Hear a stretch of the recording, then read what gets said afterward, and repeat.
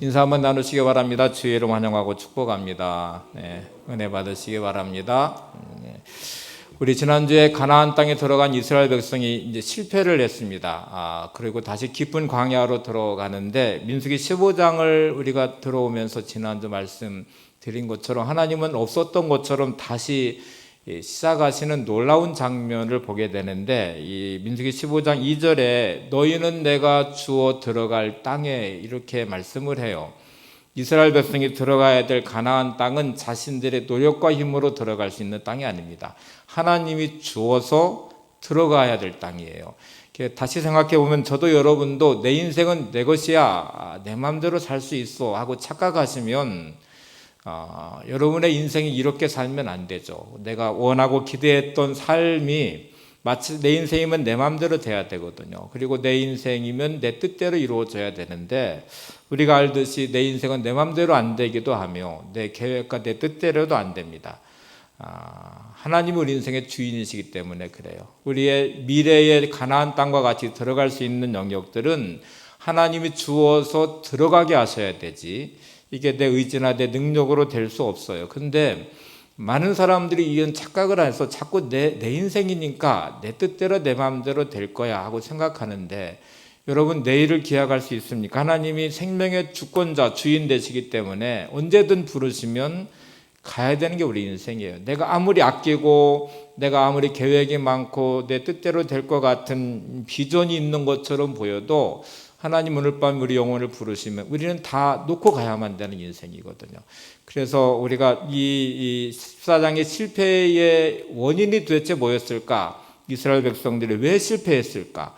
하나님은 15장에 다시 시작하시면서 어떤 사람들이 이 땅에 들어갈 수 있는 사람이 될까? 좀 세 가지를 말씀하시는데, 첫 번째가 예배 사람이 되라는 거예요. 15장의 이 앞의 내용은 제사에 대한 내용이 나와 있는데, 이 제사는 지금 우리로 표현하면 예배입니다. 하나님이 얼마나 이 백성을 예배의 백성, 예배의 사람 되기를 원하셨는지 부르셔서 성막을 주시고 하나님이 친히 그들 가운데 임재하시겠다고 말씀하시면서 제사의 수많은 종류들을 말씀하시고, 레위기라고 따로 책을 주셨죠. 레위기의 긴 장에 모두 다 제사에 대한 내용들입니다. 예배에 대한 내용들이에요. 우리의 삶은 하나님을 예배해야만 하나님이 예배하신 땅에 들어갈 수 있다는 것이죠. 그래서 반드시 예배의 사람이 되셔야 되고요. 두 번째는 말씀의 사람이 돼야 돼요. 하나님은 이스라엘 백성들을 인도하신 다음에 이 백성을 말씀의 사람, 언약의 백성 되게 하시려고 시내산에서 계명을 주신 다음에 언약을 맺으세요. 그리고 그들에게 약속을 하시죠. 이 계명을 지키고 이 율법을 지키는 자에게는 내가 너희와 항상 동행하고 인도해서 가나안 땅에 복을 주실 것에 대한 말씀을 하시는데, 이 부분이 깨지면 결국 하나님과의 언약의 관계가 깨져버리는 것이, 그러면 결국 하나님이 인도하시는 땅에 들어갈 수 없는 백성이 되는 것이죠. 그래서 반드시 우리는 말씀의 사람이 되셔야 되고요. 하나님이 이 백성을 택하셔서 가나안에 들어가게 하신 것은 그들 혼자 잘 먹고 잘 살라고 하신 게 아니고 제사장 나라가 되게 하셨어요. 제사장 나라 되게 하셔서 열방에 하나님의 복을 전하는, 또 하나님 영광을 드러내는 복의 권능과 축복의 통로가 되는 사명의 사람이 되라고 부르셨는데, 이거를 잃어버리면 결국 그들의 인생은 오직 자기만 남아있는 욕망과 탐욕의 덩어리가 되어버린 인생이 되는 것이죠. 그래서 오늘 15장에 들어오면서 이제 이 세 가지의 회복에 대한 말씀을 주시는데, 여러분 우리는 왜 이스라엘 백성들의 모습 보면서 왜 저럴 수 있을까? 하나님의 은혜로 그 광야 여정을 보내는데 왜 가나안 땅에 앞에 두고도 왜 그렇게 불평과 불만이 많고 왜 그렇게 원망 가득하고 하나님을 불신하고, 그래서 가나안 땅에 못 들어가고 도로 광야에 깊은 광야로 들어가 40년을 또 배회하다가 거기서 죽게 되는 것일까 하는 생각을 해보면 우리의 삶도 별반 다르지 않다는 것을 느끼게 됩니다. 우리의 일상의 삶은 광야입니다. 내가 살아가는 삶이 꽃길과 같이 막 탄탄대로이지도 않고, 또 내가 원하는 대로 인생도 아니고, 만나는 수많은 문제들이 광야고, 내가 만나는 물질의 문제도 광야고, 내가 만나는 건강의 문제도 광야고, 인간관계에 얽혀있는 문제들도 광야고, 때로는 가정 안에 이 얽히고 설킨 이런 애증의 관계도 광야이고, 이게 모든 게 다 광야예요. 근데 그 광야의 시간에 겹겹이 쌓여지는 내 일상의 이 무거움이, 짐이 때로는 나로 하여금 깊은 절망에 빠지게 만들어요. 그 광야에서 오는 깊은 절망감, 탄식과 한숨과 눈물과 고통이 그 안에 담겨져 있어요. 때로는 원망과 분노가 켜켜이 쌓이다 어느 순간에 폭발해버리는 내 진짜 모습을 보면서 이 광야를 지나가는 내 인생에 이런 수많은 것들이 깊은 늪처럼 나를 침몰시키기도 하고, 또 폭발시켜서 이것이 막 분출되는 순간에 오는 그 파장이라는 게 어마어마한 인생의 상처이기도 하고 절망이기도 하고 그런 모습들이잖아요. 민수기 15장은 이런 이스라엘 백성들의 실상이 다 드러난 그 자리에서 하나님은 다시 시작하자. 내가 너희들을 이런 광야에 머물게 하는 영원한 이 땅이 광야가 아니고 너희를 인도할 가나안이 있는데, 그 땅으로 들어가려면 반드시 세 가지가 회복이 돼야 된다. 세 가지가 반드시 갖춰져야 된다. 이렇게 15장의 짧은 한 장에 이거를 축약을 해놓으셨어요.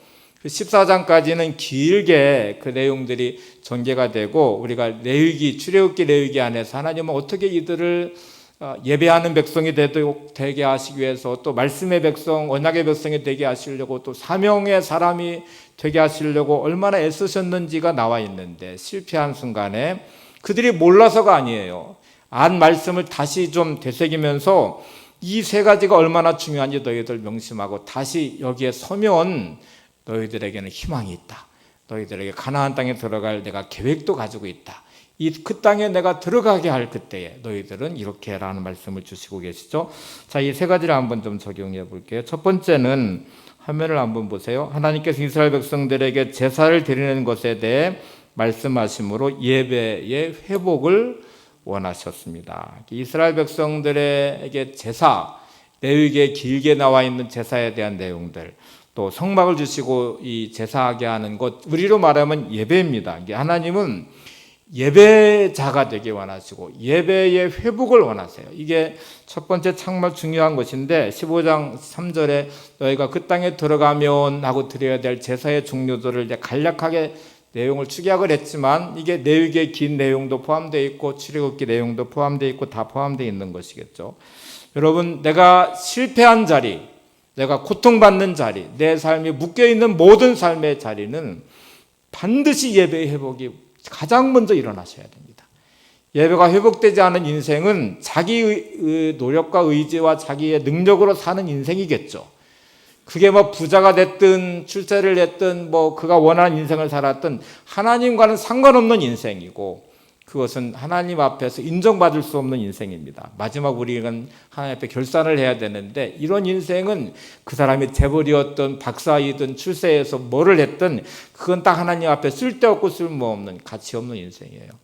저도 여러분도 광야의 시간을 보내는 어떤 자리든지 정말 하나님을 통한 회복을 원하시면 예배의 회복이 있으셔야 돼요. 온전한 예배자가 되셔야 됩니다.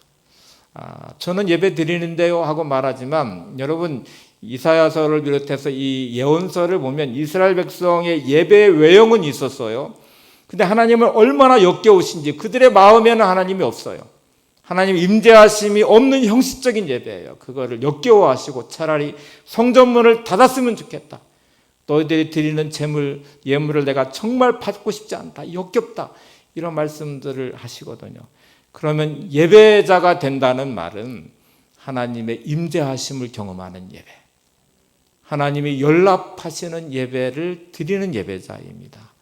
우리의 몸이 나와 있다고 예배자가 아니고 하나님이 나의 예배를 받으시는 예배자가 되기 원합니다. 하나님의 임재하심을 경험하는 예배 되기 원합니다.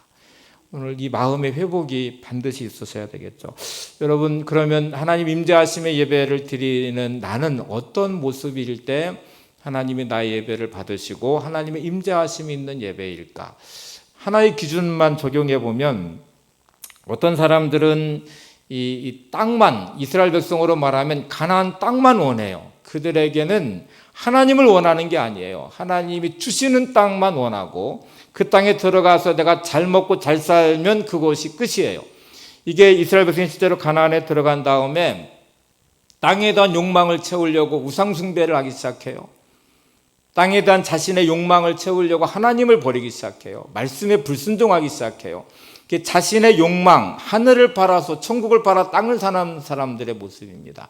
나중에 하나님은 온데간데 없이 자신들의 욕망만 가득 드러난 땅만 추구하는 사람들이 있어요. 근데 진짜 하나님의 임재하심에 예배를 드린 예배자는 땅을 팔아 천국을 사는 사람입니다. 소망이 늘 천국에 있고, 그리고 그 가치가 천국에 있는 사람, 하나님을 예배하는 예배가 나의 삶의 목적이 되는 사람, 예배를 경험하는 은혜가 있는 사람이에요.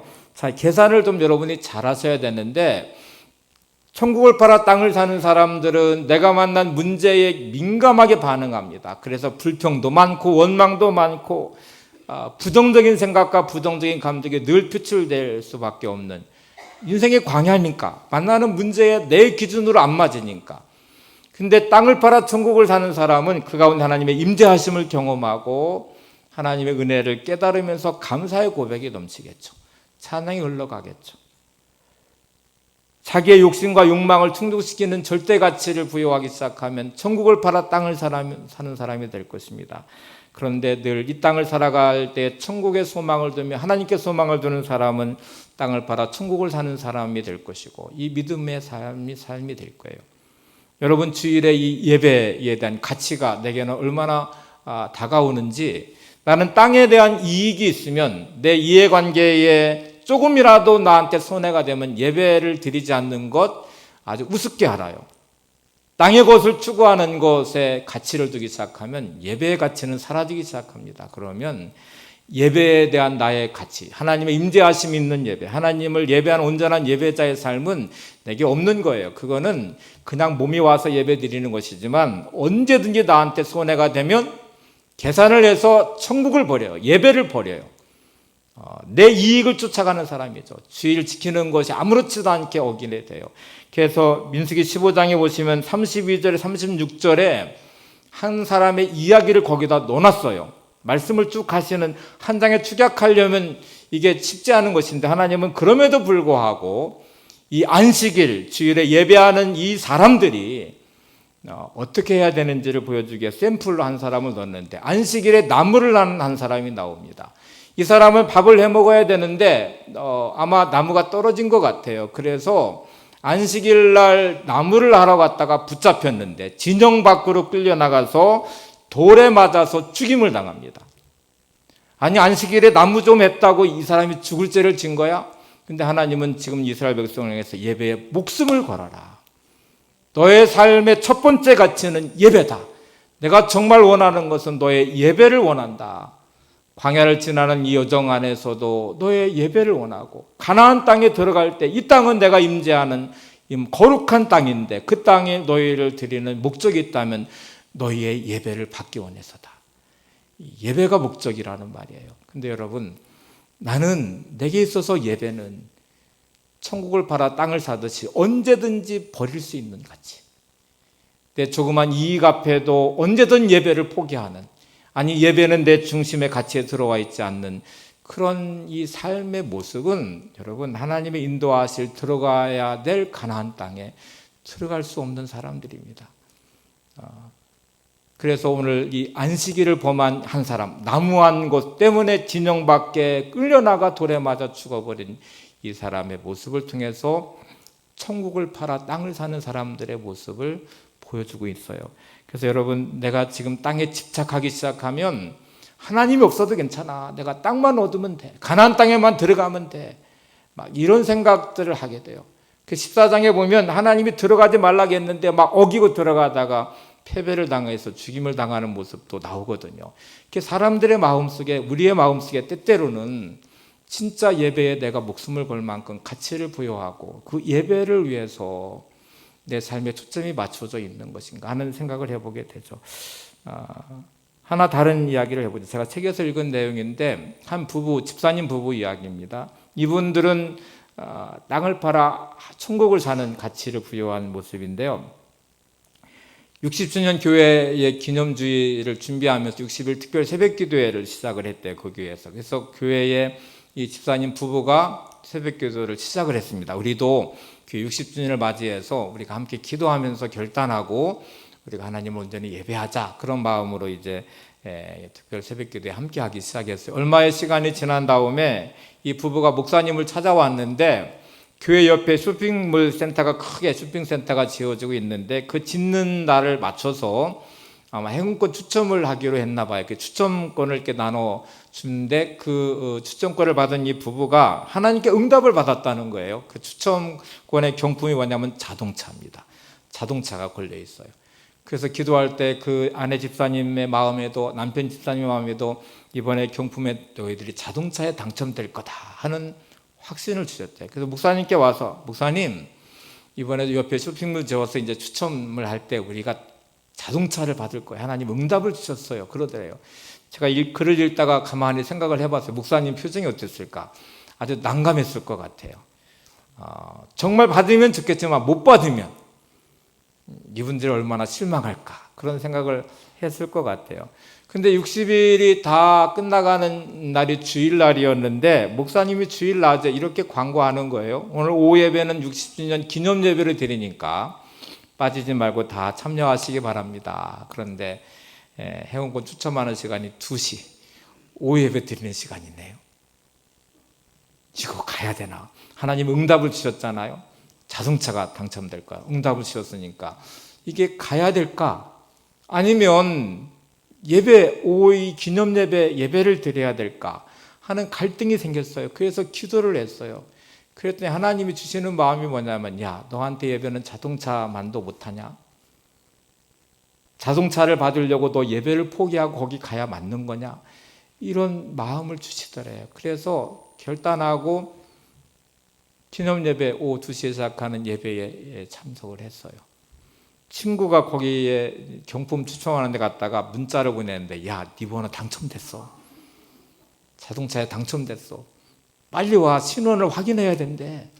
없으면 또 못 받는데, 이렇게 문자가 왔어요. 그래 보면은요, 이때의 이 집사님 부부의 이 표현이 이렇게 되어 있어요. 그 순간 우리들은 희열을 느끼고 감격하며 감사했다. 왜 그랬을 것 같아요? 되게 많은 사람들은 아이고, 자동차 받아야 되는데, 거기 갔어야 되는데, 예배는 뭐 몇 년마다, 매주마다 오는 거잖아.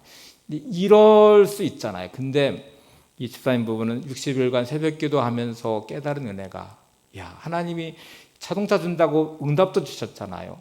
그것이 아마 시험하듯 달아보신 것 같아요. 예배라는 게 이렇게 소중한 것이구나. 우리에게 예배는 자동차 한 대보다 훨씬 더 중요한 가치가 있는 것이구나. 내가 그런 거를 깨닫게 해주셨구나. 이렇게 한번 드리는 예배가 드려질 때마다 하나님, 제가 예배자 된 것 너무 감사합니다. 내 세상 것 다 내려놓고 그 어떤 것에 치우치지 않고 내가 이 자리에 있는 것 감사합니다. 이 가치, 이 마음이 회복된 것이 얼마나 감사한지, 그냥 드렸던 예배가 그 순간에는 맞아, 자동차 한 대를 포기할 만큼의 가치가 예배에 있는 것이, 아니 내 목숨보다 더 중요한 가치가 예배지, 이거를 깨닫는 그 은혜가 얼마나 큰지, 그래서 너무 감사하고 그 희열과 기쁨이 얼마나 큰지, 그래서 너무 행복했다는 거예요. 그래서 여러분, 내가 하나님의 은혜로 구원받은 자녀잖아요. 거룩한 하나님의 자녀 되기 위해서 주님이 자신의 목숨 버리셔서 십자가 지시고 나를 구원하신 다음에 자녀 삼아주시고, 하나님이 기대하시는 것, 예배자 되게 하시는 것. 내가 너를 통해 예배를 받고 싶다. 너의 삶의 예배가 되기를 원한다. 너의 가정이 예배자의 가정이 되기를 원한다. 너의 일하는 일터가 땅의 것을 추구하는 기업이 아니라 하나님의 임재하심이 있는, 하나님을 예배하는 그런 기업이 되기를 원한다. 여러분, 내가 돈만 벌으면 뭐든지 괜찮아. 속여도 괜찮고 남을 짓밟아도 괜찮고, 막 내가 잘 되기 위해서 하나님의 말씀 버리는 거 우습게 알고 예배의 가치를 우습게 하는 그런 사람을 원하는 게 아니에요. 하나님이 내가 너에게 들어가야 될 그 땅, 가나안 땅, 하나님 우리를 예배하신 우리의 미래의 하나님의 복은 예배자에게 주시는 복이에요. 그래서 예배의 회복을 하셔야 됩니다. 지금 내 삶에 하나님, 온전한 예배가 드려지기 원합니다. 필요하면 하나님께 막 기도하다가 내 뜻대로 잘 되는 것 같으면 하나님이 필요 없어요. 간섭만 하지 말아주세요. 좀 내 마음대로 살게 내버려 두세요. 이런 마음이 내 안에 흘러가고 있는 건 아닌지, 내가 정말 하나님을 향한 온전한 예배자 되기 소망하고 그거를 기대하면서 하나님, 내 삶이 거룩해지기 원합니다. 우리의 가정이 거룩해지기 원합니다. 예배자의 가정 되기 원합니다. 내가 일어난 일터가 하나님의 임재하심 있는 거룩한 하나님의 임재하심 있는 곳이 되기 원합니다. 이 지경이 넓혀질 때 하나님의 영광 드러나는 온전한 예배의 공간이 되기 원합니다. 이런 이 마음이 되게 있는지. 여러분들이 만약 집을 구하실 때 기도하실 때 하나님 집 하나 주세요, 이런 기도하시나요? 하나님이 임재하시는 집을 주세요, 이런 기도하시나요? 이 기준을 잘 보시면 온통 나 안에는 내 생각과 욕망만 가득해요. 하나님에 대한 마음이 없어요. 그런데 진짜 예배자의 마음은 내가 있는 이곳이 하나님의 임재하심이 있는 곳, 내가 원하는 집도 하나님의 임재하심이 있는 집, 내가 이러한 일터도 하나님의 임재하심이 있는 일터, 이런 마음이 필요하고 그것이 예배자의 마음이에요. 오늘 여러분 안에 이런 예배 회복이 있기를 바랍니다. 두 번째는 말씀의 사람이 되는 것인데요. 두 번째 한번 보고 읽으세요. 시작. 하나님께서는 이스라엘 백성들에게 율법을 다시 듣게 하심으로 말씀의 사람 되기를 원하셨습니다. 우리는 반드시 말씀의 사람이 되셔야 됩니다. 말씀의 사람이 된다는 건 말씀을 안다는 의미의 차원을 넘어서요. 이스라엘 백성들이 하나님의 언약의 백성, 하나님의 말씀의 사람이 된다는 것은 애굽에 살았던 노예의 근성, 노예의 삶의 방식을 버려야만 돼요. 이스라엘 백성이 노예살이할 때 그들은 주인의 명령을 따라 하는 이 수동적인 삶이었겠죠. 그러다 보니까 감사보다는 짜증이 많을 것이고 불평과 원망이 많을 것이고 수동적인 삶이니까 사사건건 시키는 일 할 때마다 기쁨이 그 안에 없을 거예요. 그냥 노예의 삶이니까 늘 짜증과 불평과 원망이 가득한 삶의 방식이었을 것인데 광야를 지나면서 이게 고스란히 드러났어요. 출애굽하면서 홍해를 지날 때는 막 너무너무 큰 하나님의 은혜에 감격하고 감사하고 모세의 노래, 미리암의 노래, 백성의 노래, 솟구치며 춤추며 찬양하는 그들의 감격이 그 안에 있다가 사흘길도 못 가서 물이 없다고 불평을 쏟아내고 원망하는 이스라엘 백성들, 만나주심에 대해 처음에는 감격을 하다가 고기와 채소가 없다고 원망하는 이스라엘 백성들, 이게 우리들의 현주소일 수 있습니다. 말씀이 없는 인생은 결국 내가 기준이에요. 내 세상적 가치가 기준이에요. 내 감정이 기준이에요. 그러다 보니까 광야에서 만나는 많은 문제에 고스란히 반응하는 내 모습은 끝없는 불평과 원망과 짜증과 낙심과 절망과 분노가 가득 찬 그런 인생의 모습을 살고 있어요. 하나님은 시내산에 주신 이 언약의 백성은 야, 그렇게 묶여서 갈지 말고 제발 좀 말씀의 사람이 되라. 하나님 말씀에 순종하는 사람이 되라. 말씀이 너의 마음을 지배하고 말씀이 너의 감정을 지배하고 말씀이 너의 삶을 지배하는 말씀의 사람이 되라. 이게 두 번째 요구하시는 이제 율법을 다시 듣게 하심으로, 이 15장 내용을 보시면 제사와 제물에 대한 법, 또 부지 중에 범죄한 의도적 죄로 인한 죄에 대한 법, 안식일법까지 해서 축약을 해버렸어요. 그래서 간단하게 말했지만 다시 이스라엘 백성에게 언약의 백성임을 기억하게 하고 말씀의 사람 되도록 하는 것이거든요. 그러면 나는 진짜 말씀의 사람인가도 점검해 보셔야 되죠. 최근 미국에서 재미있는 실험을 한 가지 해서 결과를 발표했는데요. 어떤 사람이 자전거 하나를 만들었어요. 근데 이 자전거는 보통은 좌측으로 틀면, 핸들을 틀면 좌측으로 가고 우측으로 틀면 우측으로 가게 돼 있잖아요, 자전거가. 근데 이 사람이 만든 자전거는 핸들을 좌측으로 틀면 자전거는 우측으로 가고 우측으로 틀면 자전거가 좌측으로 가는 자전거예요. 이거를 만들었는데 이거를 이제 한 기관에서 실험을 해봤어요. 사람들은 이거 잘 탈 수 있을까? 어릴 때부터 자전거를 잘 탔던 사람들에게 이 자전거를 주면서 잘 들으세요. 그러면서 이거는 핸들을 좌측으로 틀면 우측으로 가고 우측으로 틀면 좌측으로 가는 자전거입니다 하고 설명을 했어요. 그러면 모든 사람들이 알았어요. 제가 어릴 때부터 자전거를 탔기 때문에 문제 없습니다. 그랬는데 여러분, 이 길에다가 이제 이 꾸불꾸불 길을 만들어서 한 10m짜리 길을 만들었는데 한 사람도 성공하지 못했습니다. 머리로는 다 이해하죠.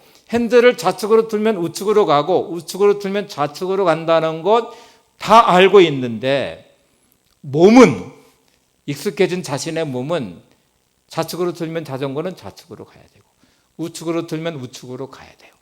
머리로 알지만 머리로 아는 거 가지고 자전거를 탔는데 한 사람도 성공하지 못했습니다. 1m도 가지 못했습니다. 20대 건장한 청년, 어릴 때부터 자전거를 잘 탔던 청년에게 이 자전거를 통해서 그 꾸불꾸불한 10m 길을 통과하는데 걸리는 시간이 8개월이 걸렸대요. 8개월 동안 알고 있는 지식을 몸에 배이게 습득하도록 훈련하는 기간이 8개월이었습니다.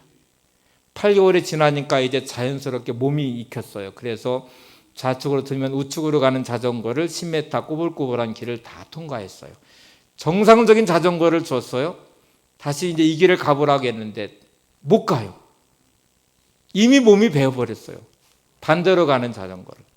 다시 정상적인 자전거를 가지고 그 꾸불꾸불한 10m 길을 통과하는데 또 8개월이 걸렸대요. 뭐를 말해주는지 아세요? 나는 교회에 몇 년을 다녔으니까, 나는 말씀을 얼만큼 알고 있으니까. 아니요.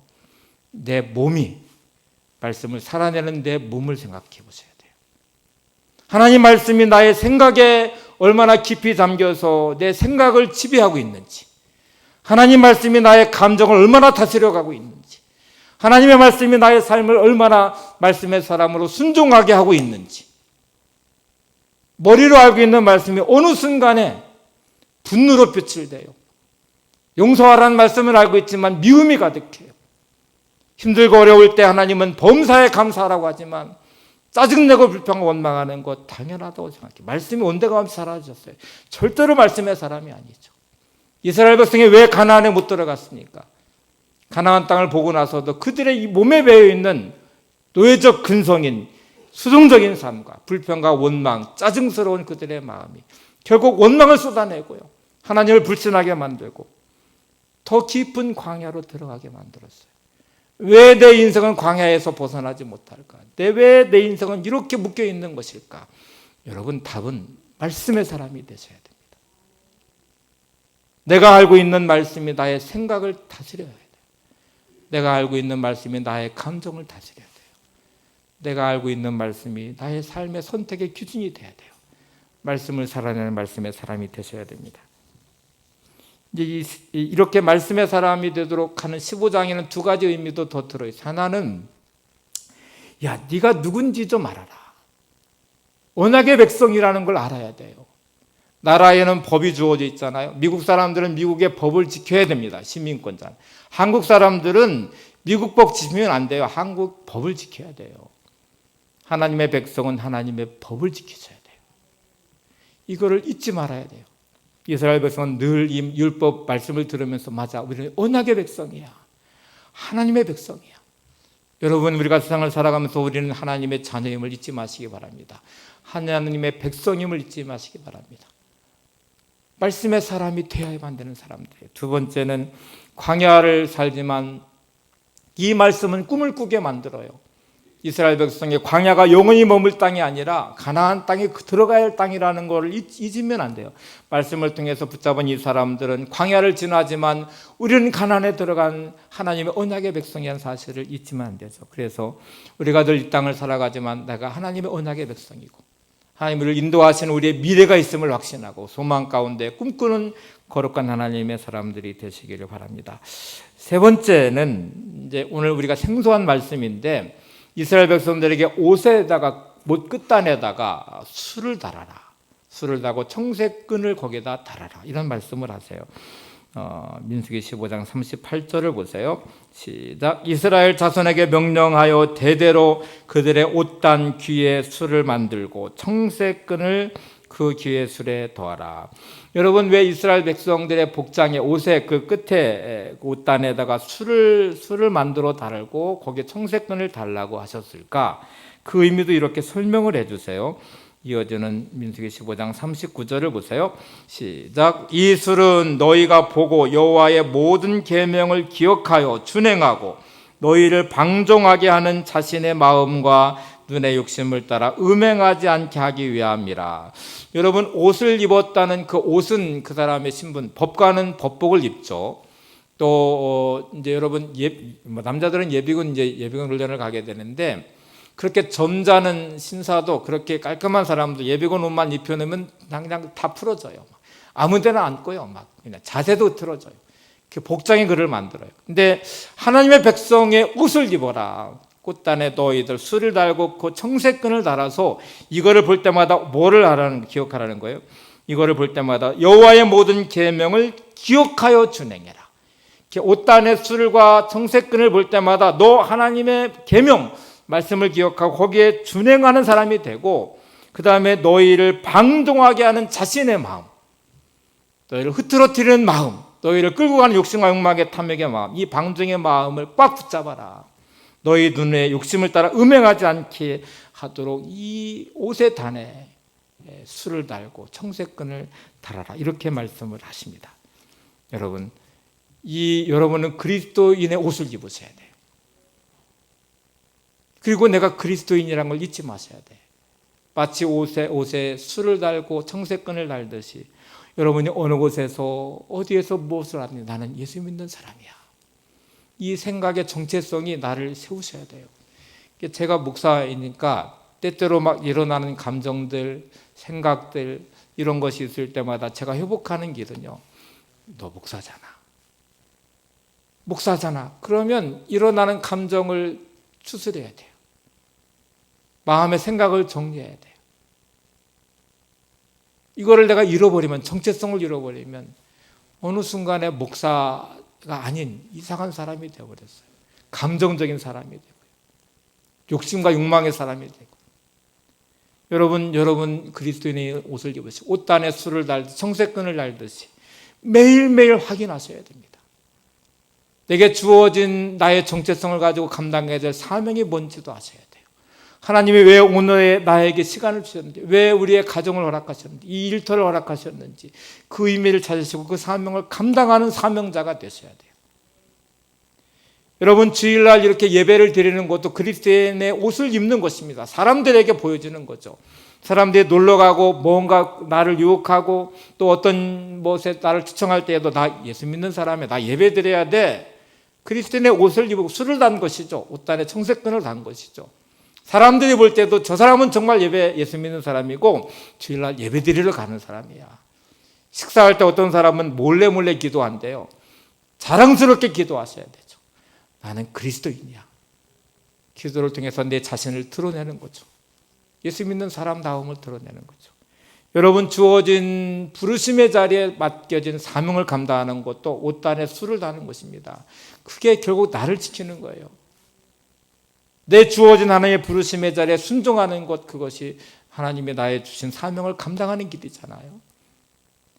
이한영 교수님 이야기를 지난주 들었는데 그 부인 이야기를 해볼게요. 광야의 소망을 보다는 책에 나온 내용인데요. 자기는 예수도 안 믿었던 사람이고 뭐 교회 나간다고 해야 뭐 그냥 이 명목상 그리스도인이었겠죠.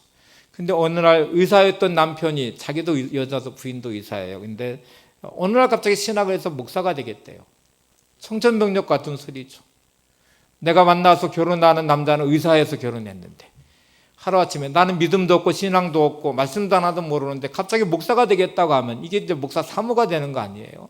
그럼 이제 목회를 해야 되면 성도들 영적 지도도 해야 되고 뭐 때로 중보기도도 해줘야 될 거고 상담도 해야 될 것 같고 막.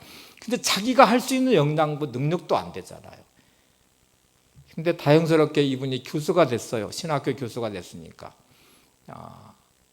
목사 사모가 되면 목회를 하면 이런 부담들이 많은데 자유로워진 거죠. 목사이긴 하지만 교수니까 교수 부인이 된 거잖아요. 주일날 부담도 없습니다. 주일 낮 예배만 딱 드리면 돼요. 뭐. 사역에 대한 부담도 없어요. 그래서 너무너무 자유로웠대요. 처음에는 그게 좋았대요. 야, 내가 목사 사모돼서 막 그게 엄청난 짐이고 부담이었는데 목회를 안 하니. 그러니 뭐 교회 가도 협동목사라는 이름만 붙여있지 뭐 사역을 안 하니까 자기가 할 일이 없어요. 해야 될 것도 없어요. 그냥 낮 예배만 딱 드리면 끝이에요. 또 이분이 의사니까 자기 업무 보고 그래요. 근데 어느 순간부터 신앙생활에 기쁨이 없더래요. 은혜가 없어요. 내가 왜 예수 믿는 거지? 교회 다니는 의미도 없어져요. 자, 이제 책에 있는 내용을 그대로 한번 인용을 해볼게요. 이제 이한용 목사님의 이야기입니다. 저는 누구에게든 강요하는 편이 아닙니다. 제가 목사가 되고 나서도 아내에게 신앙을 강조해 본 적이 없습니다. 그런데 제 아내가 몇 년 전에 이런 말을 하더군요. 제가 신학교 교수가 된 이후 교회 뒷전에서 조용히 신앙생활을 하니까 오히려 영적으로 더욱더 갈급하다고요.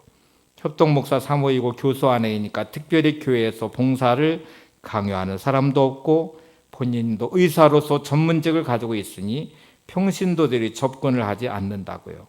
그러니까 교회 가면 참 자유로운 것 같지만 점점 외로워지는 거예요. 편안함이 오래되면 외로워집니다. 그래서 제가 처음으로 아내에게 강력하게 교회 구역장으로 섬겨보라고 권면을 했습니다. 그랬더니 제 아내가 그 소리를 듣고 기절할 듯이 반응하더군요. 내가 성경도 한 번도 안 읽어봤는데 어떻게 구역장을 해요? 그래서 제가 그랬죠. 나도 성경을 읽어는 봤지만 전혀 이해하지 못한 상태에서 신학교를 간 사람이야. 한번 해봐. 그랬더니 본인도 마음에 뭔가 해야겠다고 생각하는 것 같았어요. 그래서 제가 담임 목사님에게 연락을 해서 제 아내를 구역장으로 섬기게 해주세요 라고 부탁했습니다. 그래서 느닷없이 아내가 구역장이 된 것이죠. 그런데 구역장이 된 다음부터 아내가 매일 성경을 공부하는 것입니다. 제 아내는 좀 완벽주의자인데요. 저희 교회는 매일 성경을 구독하거든요. 매일 성경을 열심히 공부하면서 구역 식구들과 오히려 서로 부담을 주며 삶을 나누게 되었고 구역이 늘어나 최근에는 목사님이 구역을 반으로 나누었습니다. 자, 이한영 교수님 아내를 한번 생각해 보세요. 자기가 옷단에 술을 달듯이 정세끈을 달듯이 이렇게 부담 갖기 싫어서 그냥 편한 신앙생활 주일 난예배만 드리면 되지 뭐. 자연스럽게 이제 남편이 목회를 안 하니까 또 교수니까 뭐 얼마나 자유로워요. 의사니까 또 전문직이 있으니까. 근데 어느 순간부터 교회에서 신앙생활하는 기쁨도 없어요. 교회 안에 속해 있지만 외로워져요. 근데 여러분 이렇게 이분이 구역장을 맡은 곳은 옷단에 술을 단 것입니다. 근데 그게 그 사람을 지키는 거예요. 그 안에서 그는 의미도 찾았고 신앙생활의 기쁨도 찾았고 또 삶의 행복도 그 안에 누리게 됐고요. 또 구역이 부흥돼서 또 이렇게 분가 나눠지는 은혜도 함께 누리게 됐고 그랬어요. 여러분 하나님이 내게 주신 사명, 부르심의 자리가 어딘지를 찾으셔야 돼요. 그리고 옷단에 술을 달듯이 감당하셔야 돼요. 그게 나를 지키는 것입니다. 내가 예배를 드리면 예배가 나를 지키는 거예요. 내가 말씀의 사람이 되면 말씀이 나를 지키는 거예요. 내가 사명을 감당하면 하나님이 나의 삶을 지켜주세요. 나의 삶을 인도해 주세요. 그게 우리가 해야 될 중요한 세 가지의 모습입니다. 내가 누군지를 아는 것. 여러분 주일에 예배를 드릴 때 반드시 점검해야 될 몇 가지가 있어요. 이렇게 와서 예배 드리시고 가는 거로 끝나시면 안 되고요. 내가 누구인지를 확인하셔야 돼요. 예배하는 나는 누구인지, 하나님이 지금 나를 통해 어떤 예배를 원하시는지, 하나님이 나를 통해 기대하시는 바가 뭔지, 나는 도대체 누군지를 날마다 하나님을 만나는 자리에서, 예배자의 자리에서 여러분의 정체성을 반드시 확인하셔야 돼요. 두 번째 확인해야 될 게 내가 하나님의 자녀라는 사실을 확인하셔야 돼요. 하나님의 자녀는 하나님이 지켜주시고 보호하십니다. 지난 한 주간의 삶도 예배하는 이 자리에 하나님, 지난 한 주도 주님의 보호 아래 내가 있음을 믿습니다. 하나님의 자녀된 나를 지켜주시고 보호하시고 이 시간 예배하는 자리에 있습니다. 하나님의 은혜입니다 하고 확인하셔야 되죠. 예배를 통해서 하나님의 자녀됨, 하나님의 보호하심만이 있음을 확인하셔야 되고, 또 다른 확인은 하나님의 뜻과 내 뜻이 맞고 있는지를 확인하셔야 돼요. 예배를 하시는 여러분들, 내가 살아온 삶의 시간들의 그 뜻이, 내 뜻이, 살아왔던 시간들이 하나님의 뜻과 맞았습니까?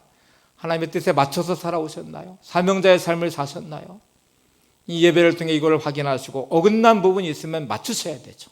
말씀의 사람이 되고 예배의 사람이 되고 사명의 사람이 되어서 하나님의 뜻에 나의 뜻이 맞춰지고 기준에 맞춰지고 하나님의 원하시는 삶이 내 삶을 통해서 이루어지고 그런 사명자의 삶이 되도록 나를 세우는 것, 이것이 예배의 삶입니다. 지난주 말씀과 연결해 보면 실패가 인생을 결정하는 게 아니에요.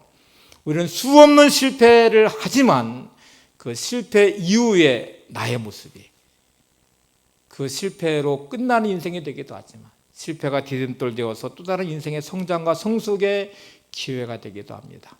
어려움을 만나면서 인간은 더 성숙해지기도 해요. 고난을 만나면서 사업이 또 성장하기도 해요. 가정의 어려움들도 고난 가운데 더 단단해진 사랑의 끈으로 묶여지기도 해요. 내 신앙이 이렇게 흔들렸다가도 이런 어려움들 통해서 더 기도하게 되고 말씀을 붙잡게 되고 하나님을 찾으면서 내 신앙이 더 견고하게 세워지기도 해요. 한 분 얘기 좀 인용하고 설교 마치려고 합니다. 마쓰시다 고노스케라는 일본의 사업가인데 그분이 쓴 말 한번 보세요. 같이 보시죠. 시작. 한 번 넘어졌을 때 그 원인을 깨닫지 못하면 7번 넘어져도 마찬가지이다. 가능하면 한 번만 내 원인을 깨달을 수 있는 사람이 되어야 한다. 실패를 두려워하기보다는 실패에 대해 진지하지 못한 태도를 두려워해야 한다. 넘어졌을 때, 실패했을 때 깨닫지 못하는 사람, 그 원인을 깨닫지 못하는 사람은 7번 넘어져도 똑같을 거예요. 그거는 진짜 희망 없는 인생을 사는 것입니다. 여러분, 여러분의 넘어진 자리, 고통의 자리, 눈물의 자리, 실패의 자리에서 깨달음의 은혜가 있기를 바랍니다. 오늘 말씀을 적용하면 여러분은 반드시 예배의 사람이 되셔야 되고 말씀의 사람이 되셔야 되고 사명의 사람이 되셔야 돼요. 내가 넘어진 자리에서 깨닫지 못하는 것을 진짜 두려워하셔야 돼요. 이렇게 힘들고 어려움도 고통이지만 이 자리에서 하나님 만나지 못하는 게 불행한 것이고 이런 삶의 시간들을 보내면서 예배가 회복되지 않는 것이 불행이고 말씀 위에 세워지지 않는 것이 불행이고 진짜 불행은 하나님이 되신 인생의 의미가 뭔지도 모른 채 사명도 없이 살아가는 인생이 진짜 불행한 인생이에요. 여러분 이것이 회복이 되셔서 여러분의 삶이 영광스러워지시기를 바랍니다. 하나님이 인도하심 안에 하나님이 예배하신 가나안에 들어갈 그 땅에 다 들어가시고 그 복을 누리시기를 바랍니다. 너무 늦은 거에 찬양 부르실 텐데 한번 가사를 다시 한번 보겠습니다. 시작. 너무 멀리 왔나요 주님께 돌아가기에 사랑의 주님 그 품을 떠나 내 영혼 잃어버린 지금 너무 늦은 건가요 내 영혼 회복되기엔 수많은 죄악 속에 갇혀서 주님을 잃어버린 지금 하지만 내 영혼 주님 기다려요 변함없는 주님의 사랑을 내 모습 이대로 주께 돌아가요 나의 손을 잡아주소서 다시 주님의 얼굴 내 영혼 볼 수 있도록 나를 구원하소서 다시 주의 임재 가운데 내 영혼 살 수 있도록 이 시간 여러분 주님을 기다리시고 변함없는 사랑으로 받으신 주님의 은혜 안에서 회복될 수 있기를 바랍니다.